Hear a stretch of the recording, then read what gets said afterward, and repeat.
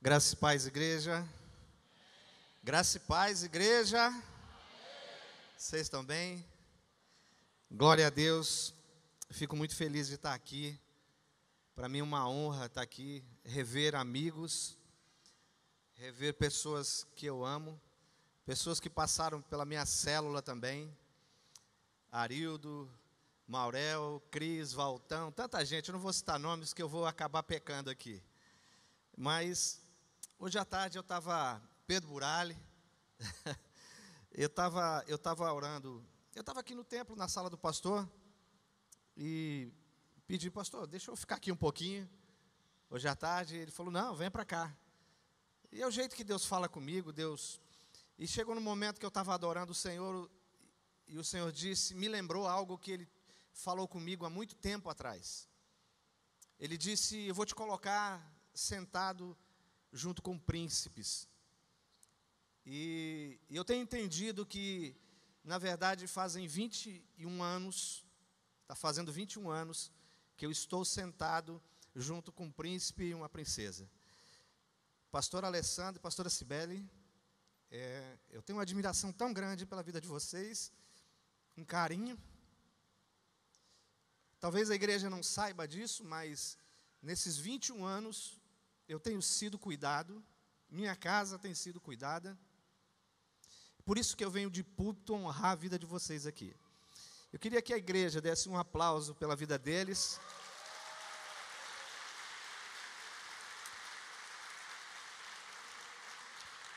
E vocês também podem usufruir disso. Não sejam distantes, se aproximem.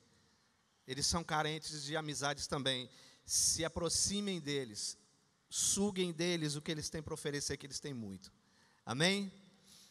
Eu trago um abraço da igreja, da comunidade lá de Juazeiro do Norte, da minha casa, da minha família que ficou. Eu vim, essa viagem não foi muito preparada para estar aqui agora nesses dias. Eu vim porque meu cunhado faleceu lá em Porto Velho. Eu vim para ver minha irmã. E aí não teve jeito, eu vim aqui para ver a Maria, ver meus irmãos, ver minha mãe também, que há muito tempo não havia. E estou aqui agora para compartilhar algo que Deus colocou no meu coração com você, e tenho certeza que Deus vai falar contigo nessa noite. Amém? Você crê nisso? Você crê nisso? Então eu queria que você começasse a abrir seu coração para receber essa palavra poderosa de Deus. Algo que vai falar sobre a sua casa, sobre a sua família, sobre seus filhos. Uma palavra poderosa da parte de Deus. E eu queria te convidar então a abrir sua Bíblia no livro de Hebreus, capítulo 11. A gente vai dar uma puladinha nos versículos aí, tá bom? Prometo que eu não vou demorar. Mas enquanto estiver chovendo, se você está de moto, você vai ter que ficar aqui. Então, amém? Podemos ler? O livro de Hebreus fala dos heróis da fé. Homens que marcaram a humanidade. E no Novo Testamento, esse livro aparece com esses nomes do Antigo Testamento. Homens que marcaram a nossa fé até hoje. E eu queria falar um pouquinho sobre isso nessa noite. E começa dizendo no versículo 4. Pela fé, Abel ofereceu a Deus um sacrifício mais excelente do que Caim, pelo qual obteve testemunho de ser justo, tendo a aprovação de Deus quanto às suas ofertas. No versículo 7, diz, pela fé, Noé, divinamente instruído a respeito dos acontecimentos que ainda não se viam, e sendo temente a Deus, construiu a arca para a salvação da sua família. Assim, ele condenou o mundo e se tornou herdeiro da justiça que vem da fé. No versículo 8 diz, pela fé, Abraão, chamado, obedeceu a fim de ir para um lugar que devia receber como herança. No versículo 11 diz, pela fé também, a própria Sara, apesar de não ter filhos e já ser idosa, recebeu poder para ser mãe. No versículo 17, eu estou pulando para a gente ganhar um pouquinho de tempo. No versículo 17, diz, pela fé, Abraão, quando posto à prova, ofereceu Isaque, aquele que acolheu as promessas de Deus, estava a ponto de sacrificar seu único filho, do qual havia sido dito. E no versículo 21, para a gente encerrar esse momento, diz: pela fé, Jacó, quando estava para morrer, abençoou cada um dos seus filhos de José, apoiado sobre a extremidade do seu bordão, adorou a Deus. Só até aí por enquanto. Interessante que começa falando de Abraão, o herói da fé, o pai da fé, vem a Isaac, vem a Noé, e todos fizeram algo, né, que marcaram a sua geração, marcaram a nossa geração, os nossos dias hoje. Mas quando chega em Jacó, ele diz assim: pela fé, Jacó, quando estava para morrer, não fala a história de Jacó no livro de Hebreus, Heróis da Fé. Ele diz: pela fé, Jacó, quando estava para morrer, abençoou os filhos de José. Escorado em seu bordão, ou escorado em seu cajado, a Bíblia diz que ele só fez isso. Mas a gente sabe que tem mais coisas aqui, né? A gente sabe da história de Jacó. E eu quero falar um pouquinho sobre isso, não da história de Jacó, propriamente dito, mas eu quero falar um pouquinho sobre a história de José. E nós vamos, depois você vai entender, eu vou voltar para esse texto no final, você vai entender do que nós estamos falando aqui. Amém? Então se liga para você não se perder. Diga aí para o seu irmão: se liga aí. Glória a Deus. E a história conta no versículo 37, no capítulo 37 de Gênesis. Você não precisa postar, eu vou estar falando para você. Nós vamos estar falando um pouquinho sobre isso, sobre a história de José, que aos 17 anos, ele era o filho mais adorado, era o filho que Jacó mais gostava, e os filhos dele sabiam disso, os outros filhos sabiam disso. E um dia José chega para o seu pai e diz, na frente dos seus irmãos, e diz: olha, eu tive um sonho, e esse sonho dizia que eu estava com feixes nas mãos, e esse feixe ficou de pé, e vocês, cada feixe de vocês se curvou em terra diante de mim. Os irmãos já ficaram logo enciumados, irados. Por quê? Que você está achando que nós vamos se curvar diante de você? Você vai nos governar, levantando a ira, levantando a inveja dos seus irmãos. O tempo se passa, o pai constrói manda produzir uma capa para José, e diz: José, os seus irmãos estão no campo com as ovelhas há alguns dias, e eu quero que você vá e veja como é que eles estão e traga notícias. Então José foi, encontrou alguém que estava passando por ali nos campos. Você viu meus irmãos? Olha, eles estão em Dan, eles foram para lá porque as pastagens estão melhores. E José foi. De longe os irmãos já viram José e diz: lá vem o sonhador. Lá vem aquele que sonha, que acha que vai um dia nos governar. Fizeram uma armadilha para José, chamaram ele para perto, jogaram ele numa cisterna. Você sabe dessa história. Jogaram ele numa cisterna vazia, sem água, queriam matá-lo. Um dos irmãos se levanta e diz: não vamos, o sangue dele não pode recair sobre nossas mãos, ele é sangue do nosso sangue, ele é irmão de sangue nosso, não podemos fazer isso. Então deixaram numa cisterna. Lá vem mercadores de escravos, venderam José para mercadores de escravos. José então é levado ao Egito. José agora chega na casa, é vendido a Potifar, um alto escalão, um alto general da guarda do faraó.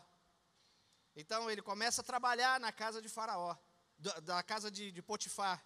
E a Bíblia diz que Deus era com José, e aonde ele colocava as suas mãos, tudo prosperava. Você pode dizer amém por isso? Eu acho que tem muito a ver com o tema desse ano.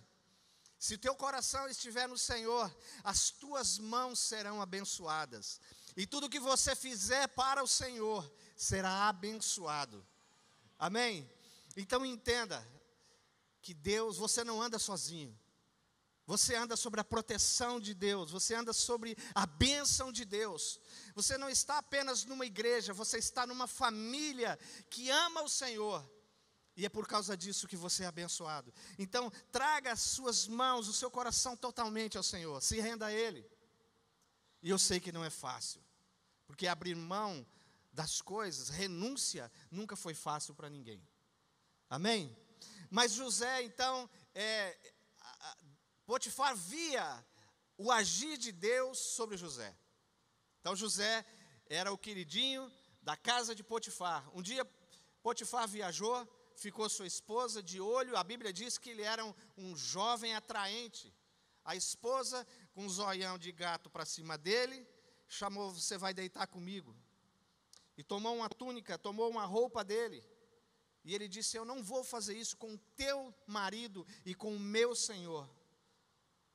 José sabia o Deus que ele servia. Mas a mulher, quando ele foge daquele momento na casa de Potifar, ela fica com uma roupa e ela chama os guardas. Fala: olha o que ele está fazendo comigo, ele está querendo me abusar aqui. Os guardas prenderam, Potifar veio e ele foi jogado numa prisão. Mas pastor, você não está dizendo que Deus era com ele?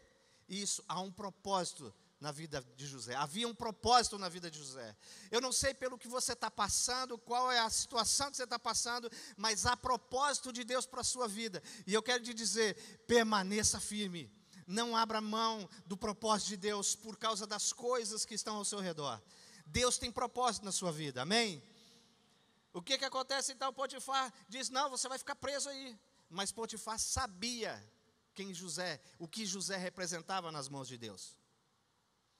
José então está preso, passou por vários anos. Depois de 2 anos na prisão, aparece lá um copeiro e um padeiro. Estão presos lá. José se torna o cara que servia todos eles. Ele já não ficava preso, enjaulado mais. O carcereiro era amigo dele, já não se preocupava com aquelas tarefas que normalmente ele tinha que se preocupar. Ele passou aquilo para José fazer. José fazia com excelência. E numa prisão. A Bíblia em momento algum relata que José murmurava, que José questionou a Deus porque ele estava numa prisão novamente. Porque aos 17 anos ele foi jogado numa cisterna vazia. Que ele foi vendido a mercadores de escravos. E a gente talvez, às vezes até por uma dor de cabeça, começa a reclamar. Às vezes por uma dorzinha, por causa de uma chuva, a gente não vem para o culto. Graças a Deus que você está aqui. Amém? Glória a Deus por isso. Então José chega e pergunta ao carcereiro: o que eles estão fazendo aqui? Ele falou: olha, eles estão lá no palácio, eles estão presos. O chefe deles mandou eles ficarem presos aqui. Então, o José pergunta: por que vocês estão aqui? Porque a gente teve um sonho. Um teve um sonho, outro teve outro sonho. Eu não quero me deter a esses sonhos aqui, porque há um sonho maior, há um propósito maior nessa palavra. Então, ele disse: olha, eu não posso nada, mas o meu Deus revela sonhos a mim. Vocês podem falar. Um falou, e o primeiro foi o padeiro. E quando ele falou o sonho dele, ele disse: olha, não se preocupe, daqui 3 dias, Faraó vai mandar cortar a tua cabeça, está tudo certo. O outro copeiro chegou: o quê? E você?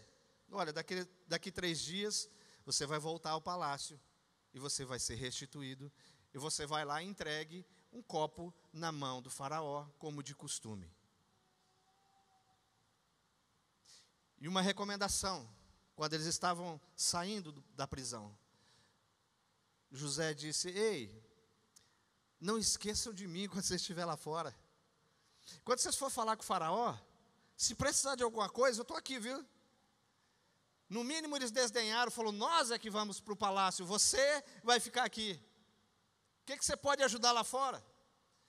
Tempos depois, Faraó teve um sonho.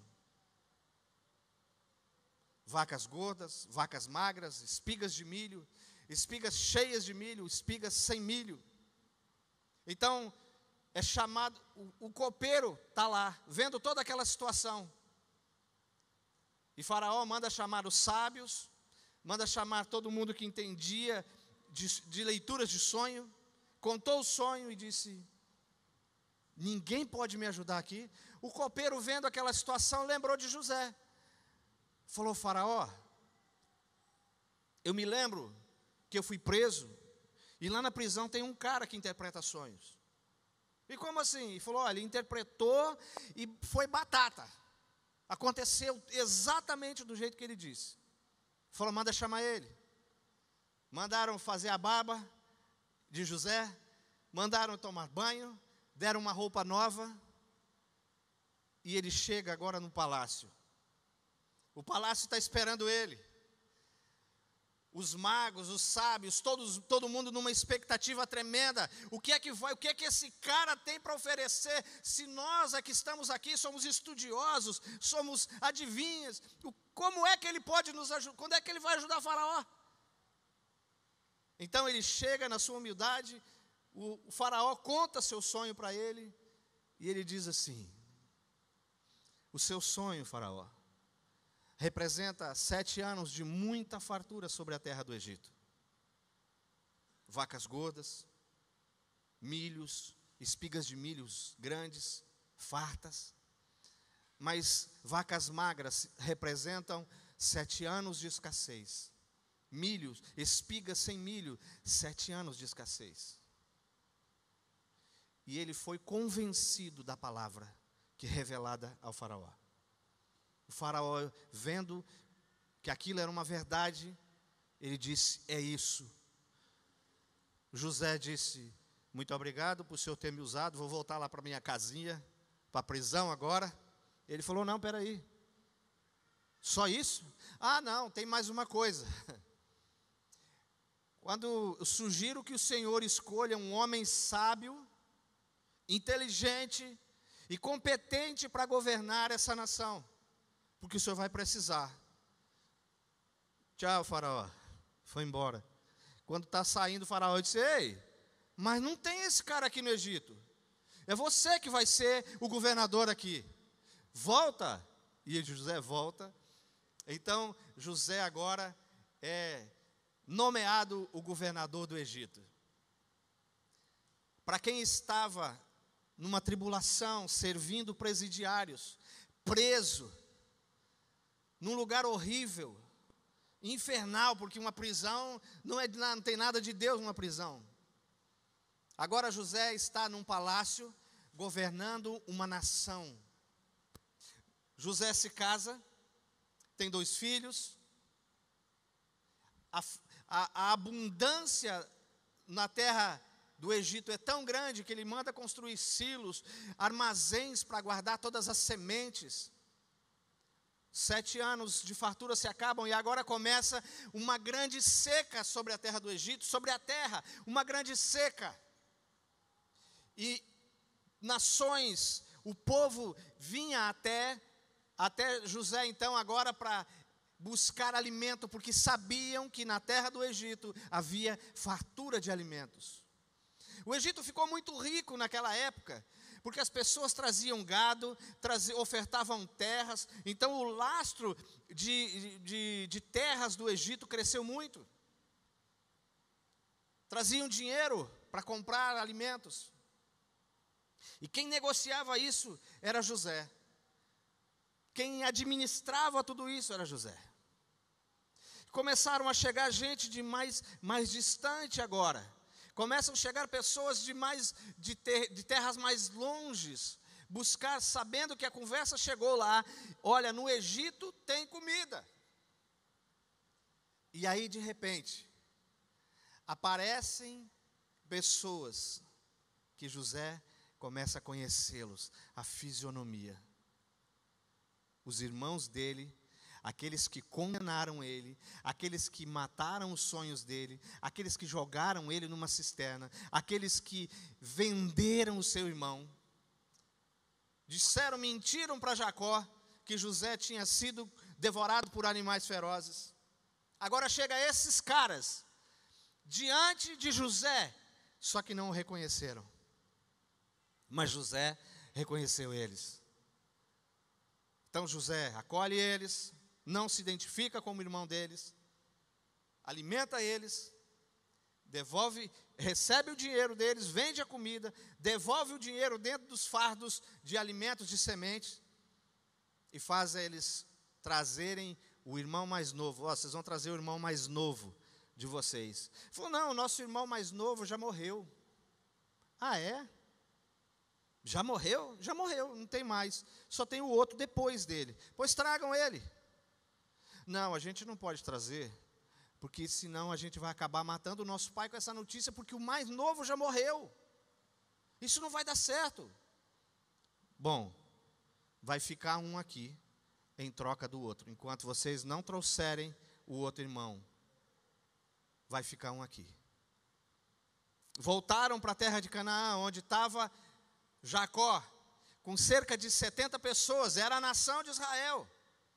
Cerca de 70 pessoas.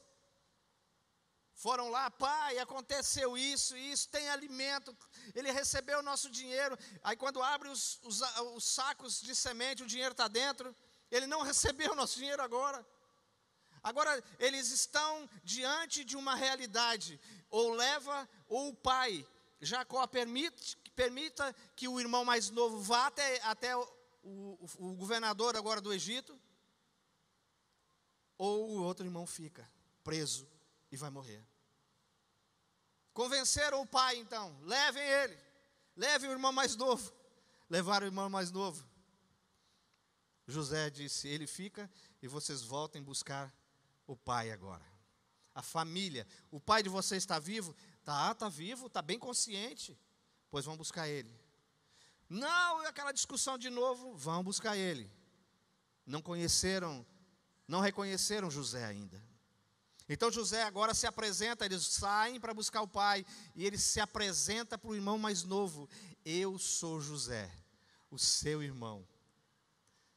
Começa uma aliança agora, que alegria. Imagino a alegria de José se apresentando ao irmão, eu sou teu irmão, cara. Eu era órfão até agora, pensavam que eu estava morto, mas eu não estava, eu estava preso, fui condenado, e hoje eu estou aqui governando a maior nação, a terra mais fértil, a terra mais que produziu mais, e tem mais grãos sobre a terra. Eu estou aqui agora. E os irmãos chegam lá, cadê meu filho? Pai, ele ficou. Tem que voltar, ele quer o senhor lá. José agora prepara o terreno. Agora ele fala com Faraó. E diz, Faraó, minha família está vindo. O meu pai está chegando aí. O que eu faço? Faraó disse, você prepare a melhor terra. Você prepare e separe para eles, dê a eles essa terra. Abençoa eles. E tudo o que José fazia, o Faraó via Deus abençoando José. Tudo. Não faltou comida, não faltou nada na terra do Egito. E as nações que vinham, cidades longes que vinham, povo de longe que vinha, ressaíam com alimentos, compravam alimentos, tinham aonde comprar. A questão não era dinheiro, a questão era ter alimento. Eu vi o Márcio ministrando aqui sobre os dízimos. A gente tem uma fonte inesgotável de alimento, de provisão, e às vezes duvida disso. Nosso Deus é a fonte. O único lugar na Bíblia onde o Senhor diz, fazei prova de mim. E às vezes a gente é tão mesquinho com aquilo que vai ofertar, vai dizimar. Confie em Deus. A questão não é a igreja estar pedindo dinheiro ou não. O dinheiro que tem aqui, você está vendo investido aqui. É estrutura, precisa ser mantido. Você está confortável no ar-condicionado, isso aqui tem custo. A questão não é essa. A questão é que a gente olha e diz assim, vai faltar para amanhã. Não vai, porque Deus provê. Era assim que Jacó se sentia. José era o provedor agora da sua família, mas Jacó precisava entender isso. Então Jacó está chegando na terra do Egito, prepararam o melhor carro de guerra, com os melhores cavalos. E quem está lá em cima? O faraó e o governador do Egito, José. E vão de encontro a eles, se encontram com eles agora. E José se apresenta ao pai. Que alegria. Eu imagino a cena. Jacó chegando e dizendo, meu senhor, E o filho dizendo: pai, está lembrando do meu sonho lá atrás? Que os feixes se dobrariam diante de mim? Sou eu aquele feixe que ficava de pé, pai. Olha o que Deus fez comigo. Eu estou contextualizando aqui para você entender. Sabe, às vezes a gente olha para a nossa vida, para a situação que nós vivemos, e está difícil. Você não sabe aonde, se vai para cá, vai para frente, vai para trás, está difícil todos os lados. Mas entenda, o propósito de Deus não vai mudar na sua vida, pelas circunstâncias que te cercam. Deus é imutável. Ele já sabe que você vai ser abençoado. Ele já sabe que você vai ser próspero. Ele já sabe que você vai ser abundante. Ele já sabe que você vai ser abençoador. Mas às vezes a gente é impedido pelas circunstâncias de viver isso. A gente vive problemas em vez de confiar. Por isso que eu comecei no livro Os Heróis da Fé. Pela fé Abraão, pela fé Sara, pela fé Enoque, pela fé. É pela fé, amados. Mas algo precisava acontecer ainda para que o propósito de Deus fosse cumprido na vida daquela nação, daquele povo. Então, eu quero te convidar a abrir sua Bíblia no livro de Gênesis, no capítulo 48. Livro de Gênesis 48, 17. É isso? É.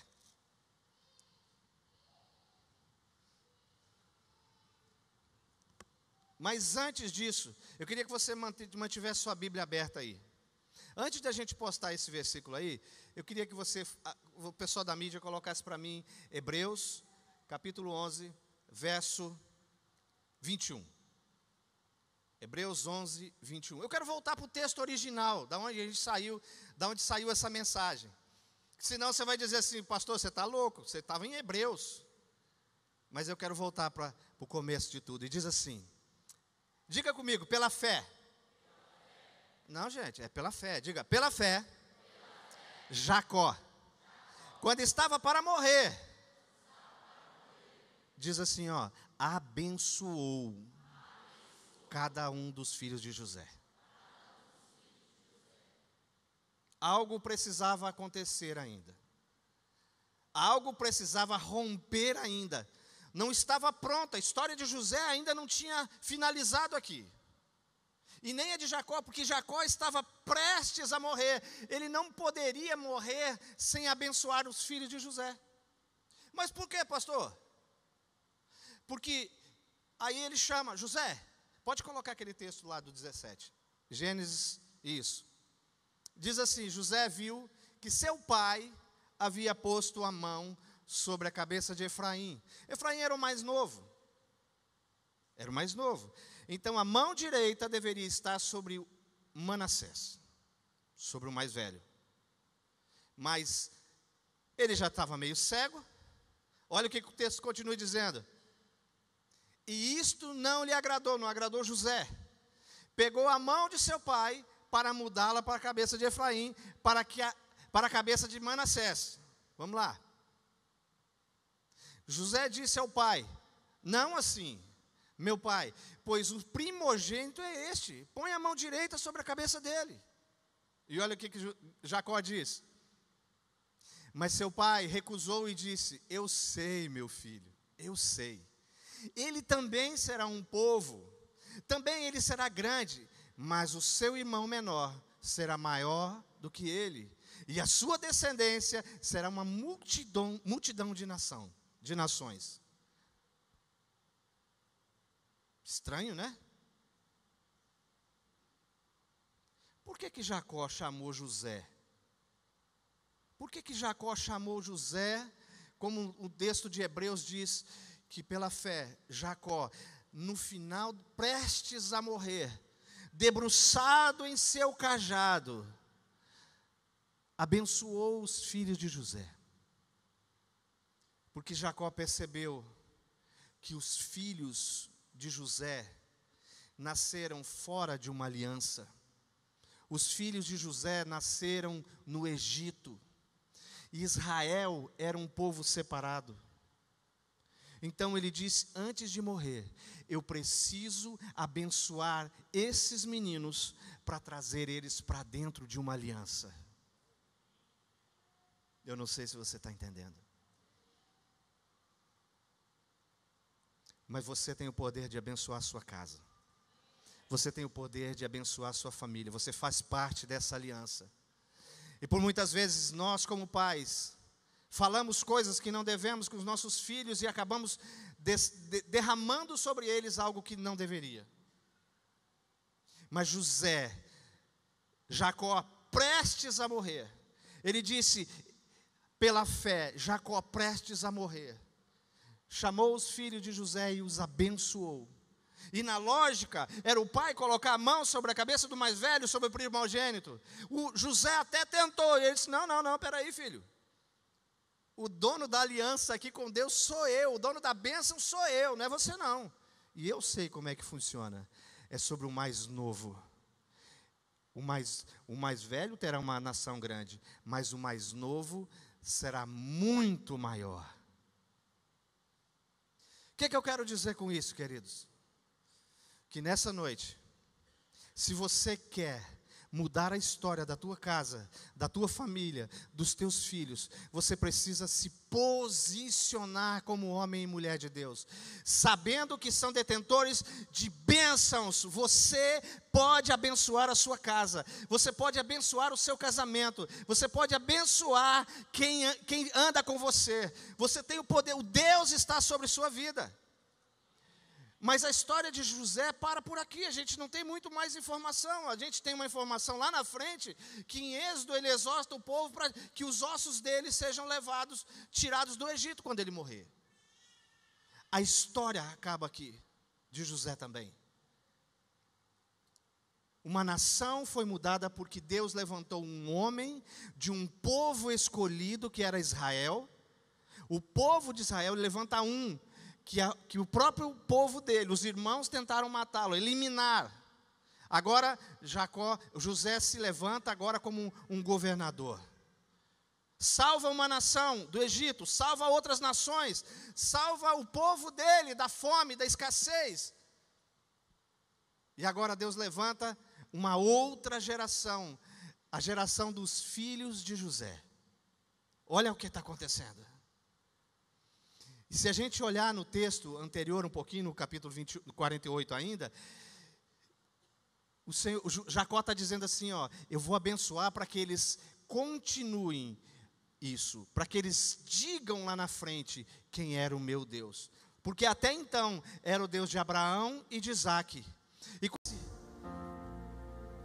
era um homem temente a Deus. Um homem que abandonou sua vida, largaram, a família abandonou ele. Jacó e sua mãe não, mas abandonaram porque mentiram para eles. Ele poderia ser o maior bandido da face da terra. Ele poderia ser o maior corrupto na terra do Egito. Mas ele representava o Deus que ele servia. Ele representava o Deus de Abraão, de Isaque e do seu pai. Porque quando ele saiu de casa, ele tinha 17 anos. Ele já sabia. Deus já tinha dito para ele em sonhos: eles vão se render diante de você. Eles vão se curvar diante de você.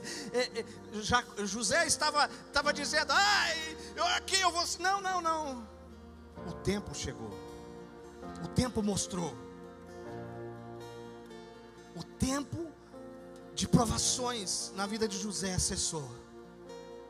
E ele mesmo dentro de uma prisão, Deus usava ele, porque ele poderia muito bem dizer: Deus, chega, eu quero te abandonar, não me persegue mais, chega, acabou. Para mim não dá, cara. Para mim não dá mais.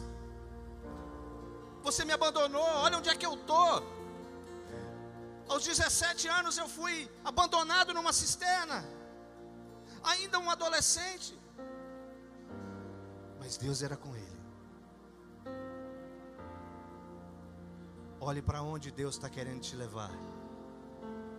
Deus está querendo te levar a ter uma consciência nessa noite, para você ensinar a próxima geração qual é o Deus que você serve. Sabe, queridos, muitos aqui não me conheciam antes. Eu era o improvável. Eu não era para estar aqui hoje, pastor, pastora. Não era. Eu era um bêbado, um alcoólatra. Mas Deus me tirou do lixo e me colocou num lugar de honra. Deus quer fazer isso com você também. Isso não é privilégio meu, é para todos. Entenda esse propósito de Deus. Deus quer te levar para lugares altos. Deus quer te levar para lugares altos. Mas deixa eu te falar uma coisa. Todas as minhas filhas, eu tenho 4 filhas, servem ao Senhor. A Maria está aqui cantando, tocando, adorando ao Senhor. A Ana Carolina, a mais velha, está lá, canta, é ministra de louvor. A Laís, eu tenho 2 gêmeas. Não, tem 2 gêmeas não, tenho gêmeas, né? Gêmeas já são 2. Uma, eu não preciso me preocupar se eu subir no altar e não tiver um guardanapo e o meu copo com água e a minha Bíblia e o microfone lá. Ela providencia tudo. Nunca pedi. Ela olha tudo, é igual eu, fica olhando tudo, igual o pastor Alessandro. Pastor, está tudo pronto? Tá, então vamos começar. A outra, ela tira fotos, ama tirar fotos. E a que fica me servindo lá, ela diz: pai, eu vou colocar um pouquinho mais cedo a água. Ela pode esquentar um pouquinho, tá? Porque eu estou na escala da salinha nas crianças, os bebezinhos, tá? Ama o que faz. Mas e se eu tivesse naquela vida que eu não aceitasse o propósito de Deus? O que seriam das minhas filhas, na minha casa? Primeiro, eu não estaria vivo mais hoje aqui. Garanto para você, pelo nível de alcoolismo que eu vivia. Mas eu tomei uma decisão, me posicionei. A vida inteira eu ouvi falar de um Jesus e achava que conhecia, achava que já tinha experiências. Eu sei, não sabia nada. Eu tinha um câncer no meu estômago. Encontrei um cara um dia, primeira vez que eu piso numa igreja evangélica. Eu desviei crente para beber comigo, gente. Você não tem noção quem eu era. Primeira vez que eu piso numa igreja, não foi nem numa igreja, foi num encontro com Deus. Quem estava lá? Pedro Burali, pastor Alessandro. Eu descobri o câncer no meu estômago. Ninguém sabia, eu só conhecia o Pedro, não conhecia o pastor ainda. Colocaram, eu só andava armado. Eu coloquei numa bolsa a minha roupa. Eu disse, eu vou para esse encontro porque era uma carona, mas eu quero ver se eu piso nesse negócio de encontro. Quem manda a minha vida sou eu, não piso não. Lá eu chego, pulo do ônibus, acabou, ninguém me segura. E em cima da bolsa, em cima do meu exame, tinha uma pistola 380. Eu andava armado. O irmãozinho que estava lá no encontro foi arrumar a minha cama e tal, que abriu a bolsa. Ai! Foram lá correndo avisar eles que tinha uma pistola no carro. O Pedro já me conhecia. Ei, não mexa com ele, não, deixa lá. Aí foram lá ver, aí tinha um exame. Pensa num dia e meio de sofrimento meu. Todo mundo comendo do bom e do melhor no encontro, pastora. E eu com papinha de banana com aveia. Falei, por que eu sou diferente dos outros? E eu não sabia que eles tinham visto o exame. Não dá para entender não. No outro dia, sábado de manhã, o Arildo sabe quem é o cara. Nunca tinha visto na minha vida. O cara todo educado. Nunca vi na vida. O cara todo educadinho. Chegou e disse: eu preciso orar pelo senhor. O Senhor está dizendo que o Senhor vai se curar de um câncer no seu estômago agora. Eu catei no colarinho do cara e falou assim: quem foi que te falou que eu tenho câncer? Você já andou mexendo nas minhas coisas, rapaz? Ninguém sabia. Catei. Aí começou a chegar gente por perto. Eu falei, vai, faz, você tem que fazer de uma vez. Ele falou, irmão, e já chama a gente de irmão, né? Primeira vez. Já chama a gente de irmão, aí. E aí ele disse, a minha mão está pegando fogo. Deixa eu orar. Eu disse, vai, faz, você tem que fazer de uma vez. Fiz assim, eu cruzei meus braços. E ele colocou a mão no meu estômago assim. Eu não sei se eu vou conseguir descrever para você, mas aquele fogo que estava na mão dele pulou para dentro de mim. E eu não conseguia respirar mais. Eu não sei o que aquele cara orou. Eu sei que quando ele disse amém, tirou a mão, não tinha mais aquele fogo. E estavam servindo o almoço. Eu já fui para a fila da carne assada, com uma caixeira. O Pedro botou a mão na cabeça, o pastor foi que me conheceu nessa hora. Queriam me tirar da fila, o Pedro disse, não, deixa.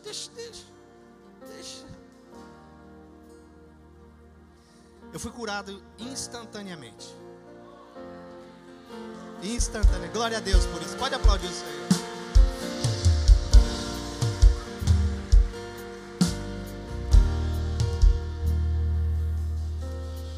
A cura. A gente pode ser curado agora. Eu acho que eu vou orar por cura depois. E você pode sair curado daqui tranquilo, de boa. Mas se você não entender que é Jesus que cura, que é Ele que te leva ao Pai, que Ele é o caminho, que Ele é a vida, você pode morrer curado e vai para o inferno.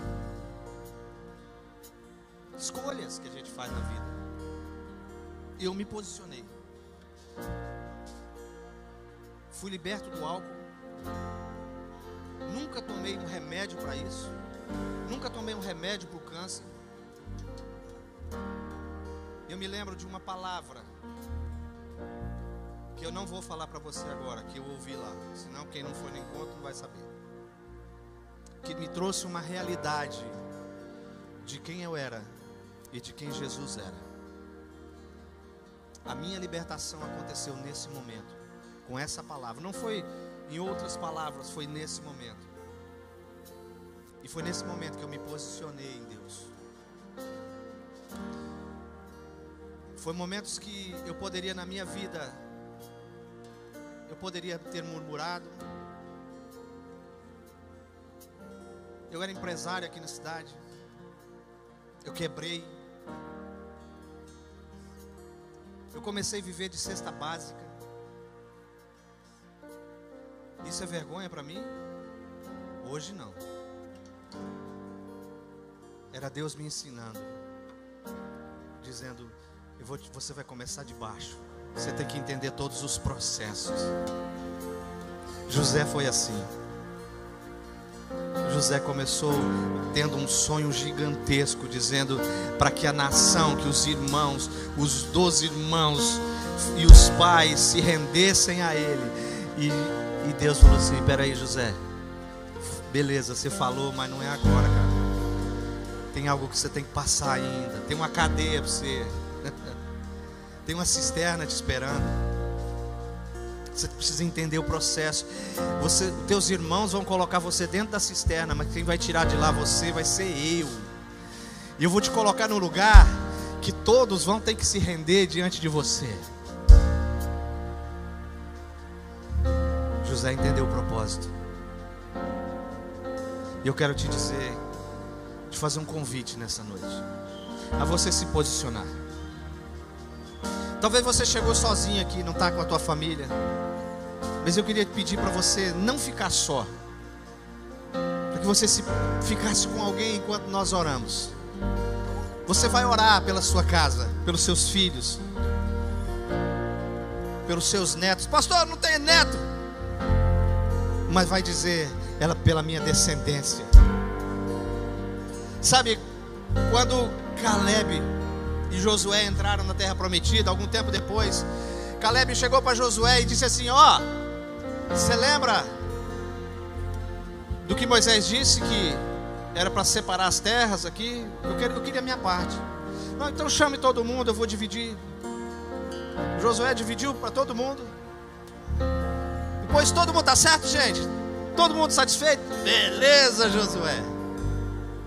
Aí Josué disse para eles, eu não sei vocês, mas eu e minha casa serviremos ao Senhor.